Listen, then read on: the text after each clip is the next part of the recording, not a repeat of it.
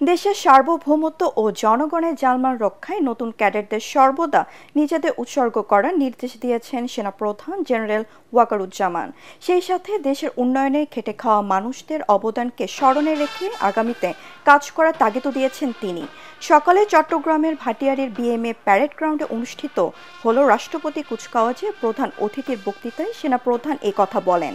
Bangladesh military academy বিএমএর 87 BMA দীর্ঘমেয়াদী ও 59 BMA special কোর্সের officer ক্যাডেটদের commission প্রাপ্তি উপলক্ষে এই রাষ্ট্রপতি কুচকাওয়াজের আয়োজন করা হয়েছে।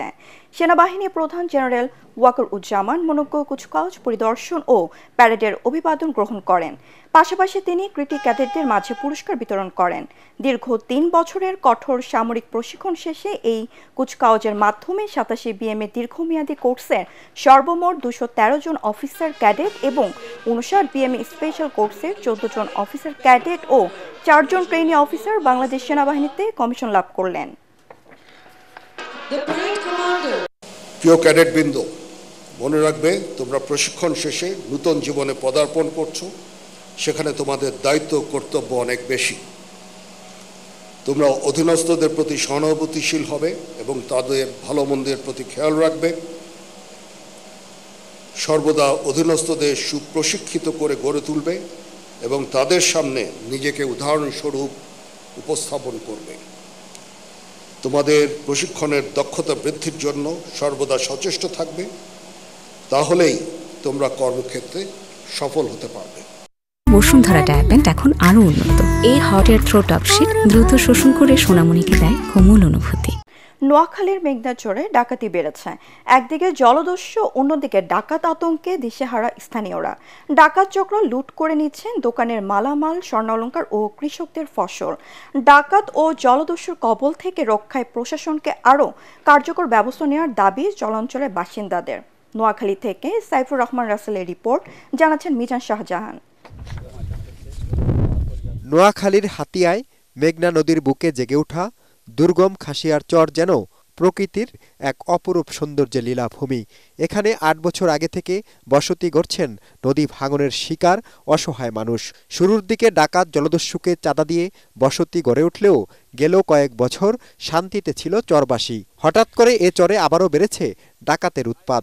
প্রায় প্রতি রাতেই ডাকাতরা কয়েকটি দলে ভাগ হয়ে লোকালয়ে হানা দেয়।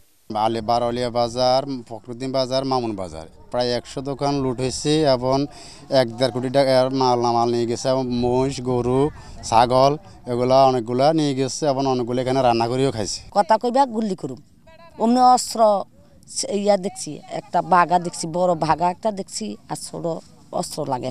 ডাকাইতেরা বারে বারে আইয়ে সরে আঙ্গো গরু লই যা, ছাগল লই যা, ভেড়া লই যা, হাঁস লই যা, মুরগা লই যা। আমরা কোন সময় আবার হামলা করি বসে, আমরা এখন পুরোপুরি আতঙ্ক, আমরা নিরাপত্তা চাই। উপকূলীয় এলাকায় নিরাপত্তার দায়িত্বে নিয়োজিত রয়েছে কোস্টগার্ড। অভিযানের খবর আগেই ফাঁস হয়ে যাওয়ায় ডাকাতদের ধরা যাচ্ছে না বলে জানিয়েছে তারা। এখানে কোস্টগার্ডের লোকের থেকে হচ্ছে আপনার ওরা অতিরিক্ত চালাক। এখানে আপনাদের ওদের বাই সিকোয়েন্সে লোক সাজানো আছে। একটা অপারেশনে যাব তার আগে ইনফরমেশন লিক হয়ে যায়। প্রত্যেকটা সিকোয়েন্সে তাদের লোক সাজানো আছে। এই যে আমার লোকজনগুলো বেরোইছে, অলরেডি এসে মেসেজ চলে গেছে যে কোস্টগার্ড বের হয়েছে। কোথায় হিট করবে জানে না, তবে সবাই সতর্ক হয়ে যাবে। এরকম ইনফরমেশন লিক হয়ে গেলে পরে কোনো অপারেশন সাকসেসফুল করা যাবে। এসব ডাকাত দলকে আইনের আওতায় আনতে গোয়েন্দা তৎপরতা বাড়ানোর পাশাপাশি যৌথ বাহিনীর অভিযান পরিচালনার দাবি চরাঞ্চলের বাসিন্দাদের। Bureau report, ATN Bangla. President হিসেবে শপথ নেওয়ার আগে ফিলিস্তিনের গাজায় হামাসের হাতে থাকা জিম্মিদের মুক্ত দেখতে চান বলে কড়া হুঁশিয়ারি দিয়েছেন ডোনাল্ড ট্রাম্প। তা না হলে দায়ীদের গুরুতর সমস্যা হবে বলেও জানান তিনি।